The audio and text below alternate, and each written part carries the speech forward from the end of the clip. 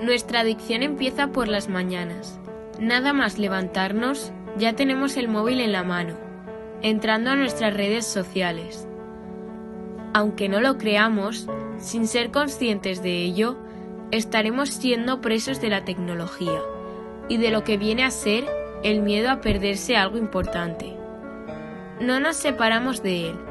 Es más, nos acompaña a todas partes e incluso para hacer el desayuno. Aunque no lo creamos, nos causa infortunios en el día a día. Dedicamos tanta atención al móvil que aun conociendo nuestras rutas diarias, nos ocurren varios percances. Dejamos de hacer las cosas que realmente son importantes y útiles en la vida, por estar enganchados al móvil.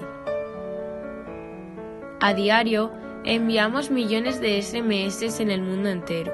Por todos los lugares oímos sonidos de llamadas. Pero realmente, paremos y recapacitemos. ¿Es tan importante el móvil en nuestras vidas? A veces tienen que ocurrir accidentes para darnos cuenta de lo mal que estamos haciendo. ¿Cuánto tiempo más vas a dejar que las tecnologías controlen tu vida?